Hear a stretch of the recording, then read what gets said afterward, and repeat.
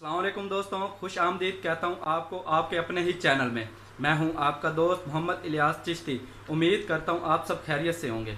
आपकी खिदमत में हाज़िर हूँ एक नई वीडियोस के साथ। दोस्तों, आज की वीडियो है कपड़े धोने वाले साबुन के मुतल्लक।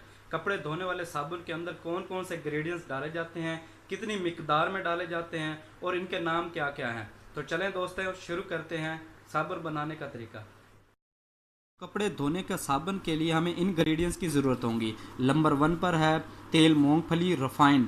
बिल्कुल साफ़ सुथरा तेल लेना आपने 5 किलोग्राम तेल मूंगफली। नंबर 2 पर है तेल नारियल 1 किलोग्राम। नंबर 3 पर है तेल अरंड 1 किलोग्राम। नंबर 4 पर है चर्बी।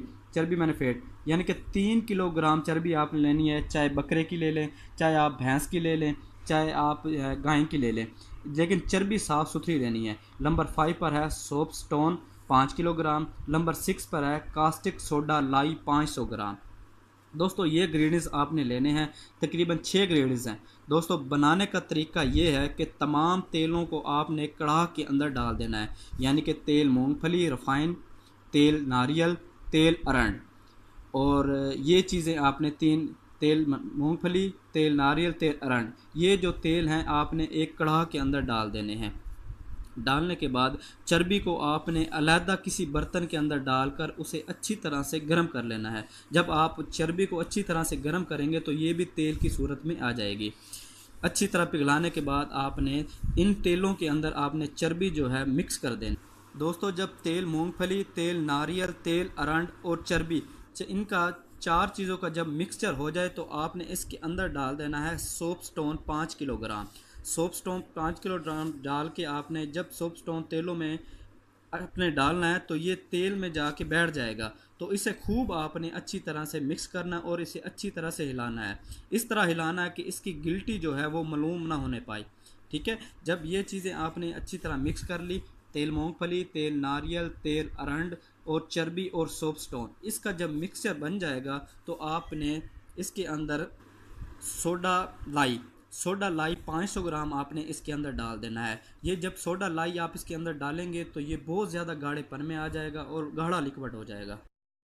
सारा मिक्सचर इकट्ठा हो जाए तो आपने करना क्या है कि आपने फ्रेम लेने हैं।